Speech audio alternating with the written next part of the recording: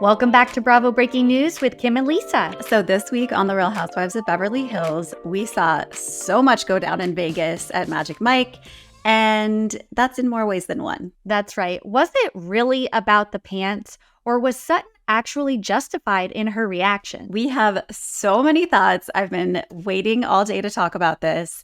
And we're going to get into everything. Before we do, make sure you are subscribed so you don't miss any Bravo breaking news. So we pick back up in the Vegas suite, and I just love how the Beverly Hills wives are in Vegas just as we're coming off of BravoCon Vegas. It's just so synergistic. I love it. Make sure to catch our BravoCon recap, which will also be posted to YouTube. So we pick up in the suite, and everybody's kind of gearing up for the night ahead. Garcelle doesn't want to eat lunch. She's just ready to go meet men. It seems like she is in Vegas. She's single. She's ready to mingle. But somebody who might not be, on her level is Sutton, because we kind of start talking about Sutton's dating life and how that's going, and how Sutton basically only goes on first dates. She never gets asked on a second date. She wears the cat sweater. She puts it all out there, but none of the men seem to want to, follow up. And she shares about one of her dates that they went to dinner. Then they went back to her place and played backgammon, which doesn't really seem like, a sexy, first date activity. And then, it kind of all ended when Sutton invited him to a gala in New York, which was kind of strange, but I agreed. I think it was Dorit or Erica that said, if it was the other way around, like if a man were to invite you to a gala for a second date, hell yes, that would be awesome. But I don't know. I guess it was off-putting for the man. So I don't know. There's a lot of, they're making fun of Sutton a lot about this. What were your thoughts on this? Well, I just love the middle school hijinks of when Kyle takes the phone and starts looking through the text messages, your triceps look good. And then of course Kyle FaceTimes him, and it's the same exact thing that happened last season when she FaceTimed that lovely gentleman Sutton was seeing, who I thought was so good for her. And I want to know what happened to him, because we saw it seemed like they remained friends. I don't know why anything didn't go further, but I really liked him, and he seemed to be okay with her, quirks. And so it was just funny, Sutton's chasing her around the room, hang up, and just completely mortified. And it just totally felt like they were in middle school, calling someone's crush. But yeah, I mean, Sutton might not have the best, dating record, but I applaud her for at least being open about who she is, and the right person is going to be okay with it. So they're getting ready for Magic Mike. Crystal brought glam, which is a first. I don't think we've ever seen that. Of course, Erica has glam, and Garcelle has glam. Dorit does not have glam, which is very strange for Dorit to go to Vegas and not have glam. Why do you think she didn't bring it? Yeah, I have a theory. We see a lot of headlines about Dorit and PK's financial situation. They owe money on taxes. I don't know. PK's businesses are in trouble. So I don't know. I kind of think it could be a financial reason. Maybe Dorit has to pull back, her spending, because it was quite surprising that of all people, Dorit does not have it. I thought that was very interesting. Yeah. So then we see them getting dressed. Okay. And Sutton is looking for her white pants and cannot find them in her perfectly laid out closet. She says, Avi wants to die today. Avi must want to die today. I can't find my white pants. Avi comes in. He knows exactly where they are. He pulls them off the rack and hands them to her, and, then runs away, which as he should. But as she's putting this outfit together, I am thinking to myself, this doesn't feel like a Magic Mike outfit. Sure, it's pants. And Erica said, if you want to get on stage, make sure you wear pants. But it seemed like a luncheon outfit, not a Vegas nighttime strip show outfit. What did you think? Well, let's be real. Sutton's style is not, Las Vegas strip sexy. I think this was her version of it. And, she makes it known. She does not like wearing pants. She did not want to wear pants. But Erica made it clear in the plane that if they wanted to get on stage at Magic Mike, they had to wear pants. So Sutton shows up in pants, but nobody else is wearing pants. Erica's the only one like wearing pants. And Crystal. So I just don't get it. I didn't get it. But it did seem like Sutton took that note and was like, okay, I want to be ready to go on stage. 100%. I feel like maybe she needed some like ugly leather pants for this event. That would have felt more appropriate. I agree. So we see the ladies go to Magic Mike. Sutton is still talking about the pants. You know, she's like, we wore pants. I'm ready. She's ready to go. And then the show starts. We have the Magic Mike men, you know, dancing, grinding. Dorit is like on her phone, zooming in as far as it can go to see these men. Sutton is like giddy. I think she's like, you know, she's stunned. But, you know, she seems like she's having a good time.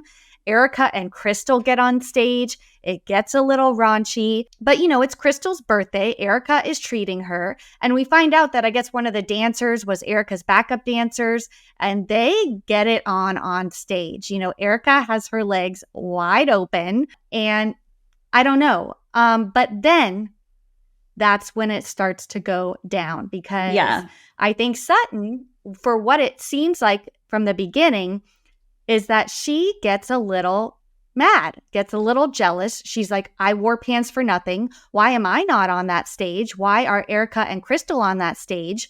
And we, you know, it all starts to go down. Everything just starts to take a turn, and she is pissed. But I have to say 2 quick things. One, Erica is way more flexible than I would have imagined. She had those legs all the way back.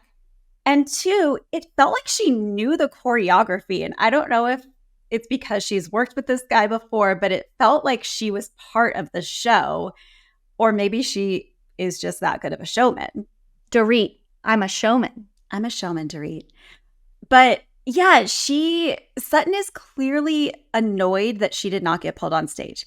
Then she sees the spread eagle move, and it's just too much for her. So she, you know, I'm leaving. I'm out of here. I don't do this. And she starts talking to herself in the hallway saying, I'm on the board of the American Ballet Foundation. I don't do this shit. What the fuck? I fucking knew it. I knew that this was where she was going to go, and that she was, you know, too high and mighty to be associated with this kind of stuff. Meanwhile, Sutton, you walked in with a stack of ones, a stack of dollar bills that you were going to put in their pants because you knew you were going to a Magic Mike, you know, stripper show. So what did you expect to happen? I just don't understand. I don't understand either. I've never seen a 180 like this in Bravo history, in my life, actually. And I just want to say, is there any person over the age of 16 who does not know what Magic Mike is? It is a whole movie franchise. I mean, we all know exactly what to expect when we walk into a Magic Mike show. There are going to be naked men. There's going to be grinding. There's going to be this. There's going to be that. I don't know why Sutton expected it to not be like that, but the fact that she does this 180 is insane. You know, Garcelle, you know, chases after her, and she's basically like, I live by a different standard. And it's like, since when, Sutton? You walked in, you were ready with the pants, you were ready with your ones. Since when? And, you know, she keeps saying, it's not about the pants. And I think we're all in agreement. This is the new, it's not about the pasta. We can tell she's been watching Vanderpump Rules, as is the entire world, but it's not about the pants, according to Sutton. But Kyle calls her out on it. You know, she's like, it is about the pants. I think it's about the pants. And Sutton's like, I was uncomfortable. You know, I am worried about my brand. And then we get this flashback, you know, to when Sutton was kind of didn't want to be around Erica during everything because of her brand and her, you know, place in society. So it kind of makes sense what she's saying there, but it is completely contradictory to how she was acting 10 minutes before. 10 minutes prior, when they came out and started dancing, and she was like, I'm into this. But so we see Kyle getting pulled up on stage too. And part of me thought, well, maybe if Sutton had stayed, that would have been her opportunity to get pulled up on stage, but she left. Exactly. So and Kyle's getting whipped cream licked off of her, which for me is like even worse than the spread eagle move because he's actually licking her chest. And so, she comes out and she's like, well, if you didn't like what you saw with Erica, you're certainly not going to like what just went down with me. And then she's like, oh, well, whipped cream is just silly. That's fine. And it's like, Sutton, where is your line? Like, what is this arbitrary line that you have in your head where one thing is fine and another thing is not? But not even just not fine. It's so not fine that you're going to make a big scene about it. And so she's sitting there thinking that I'm not making a scene. I walked away by myself. But it's like, well, of course that's going to make a scene because then Garcelle's going to have to follow you. And then someone else is going to have to follow you. And then they're going to be asking you about it. It's just, oh my God, she's so sensitive. So sensitive. So we get everybody back in the Sprinter van and everybody is gearing for Erica to blow up. Yeah. Because this was Erica's event. She invited the ladies here. So they get in the Sprinter van and, Sutton explains, it was the spread eagle that did it for me. And I'm with you. I don't think that the whipped cream is more innocent than what Erica did. I think it's, all to be expected, all the same. And Erica just calmly explains that, she's like, it's my dance partner. We're adults. I can do what I want to do. Like, she is not offended in the least, and neither is anybody else. Even a lot of the ladies, Dorit, Kyle, say even their husbands wouldn't be upset by what went on. So why would Sutton? Mm-hmm. And I don't know. It kind of spirals into this, like, Sutton is a prude, I guess, but at the same time, she starts talking about sex, and it just is so crazy because Sutton is usually pretty, I don't know, even keeled maybe isn't the right word, but she's very, strong in her feelings. She really doesn't waver, but this is like making no sense whatsoever. We're confused. The ladies are confused, and it only gets worse as the night goes on. Totally. And I loved that Dorit also called out in the confessional nonetheless, but like at least she called her out somehow, that Sutton leaving the show mid-show was bad manners, like Erica brought them there as guests. They were given special treatment. And then she's like, how do you think they felt when they looked up and half of our group was gone? So if you're Miss Manners, what about that? And then Garcelle made a funny comment about, did Sutton have a stork? Like, has she ever had sex? Because it just seems like she is just so, oh my God, I just can't. No, I cannot do that. But then you're right. Things turn and she almost starts to overcompensate. Totally overcompensate. So we get to dinner. Sutton apologizes. She's like, I've calmed down. I'm all good now. It seems like we're all good. And then the dinner begins. And first of all, we see Sutton eating a fish ball, and it is like the most cringe thing I've ever had to watch on TV. And it's like, no wonder you don't get a second date, Sutton. Like, pull it together. And then we start playing this sexy card game, to talk about, sex positions and this and that. And Sutton, pick a lane.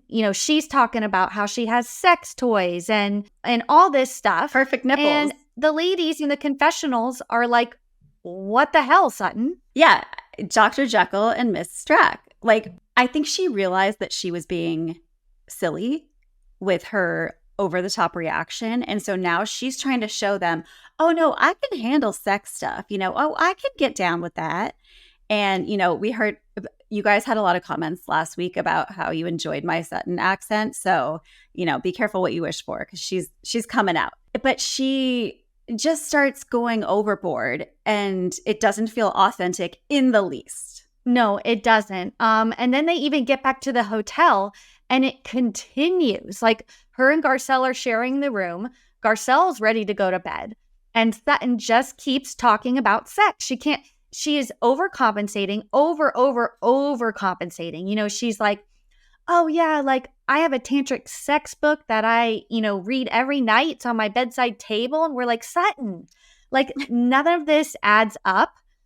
And now you're just backtracking. You're trying to make up for the crazy, exploding at Magic Mike. And it was completely uncalled for.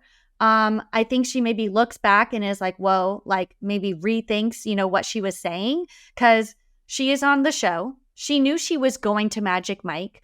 I don't think that the people of the American Ballet Academy are watching Real Housewives of Beverly Hills. I also think that Sutton throws enough money at that foundation for it to not really matter what she does. So I don't know. It was just completely insane. It's just complete chaos. And then the next morning, we see Kyle at the gym at 6 a.m. Wow. That is dedication. And no wonder she looks amazing. Dorit is having room service and is basically like, I don't get out of bed before the sun rises for anything. And I just want to say same. If I have to be up before the sun, like it's upsetting. They all kind of gather for, coffee in the living room. And Garcelle brings something up that, kind of triggers this new conflict. She basically says, the night before when you guys asked me about Oliver, I didn't feel like I could completely share my true feelings because I don't feel like talking about my kids with you guys is safe. And I get where she's coming from, like her kids have been completely disrespected by this group before, mainly last year when Erica was telling him to fuck off, her 14-year-old son. And then Kyle kind of laughing at it, and Dorit and PK and Mo. And so she's just trying to explain this to the ladies, and Dorit is just not getting it. And she's kind of going on the defense and then saying, the fact that you don't feel safe, like you don't feel like your kids are safe around me is very hurtful, Garcelle. Like that hurts me. And she's just making it about herself when I feel like she should have just said, Garcelle, I completely understand that. And I think hopefully with time, you'll learn to be able to trust us with those feelings again.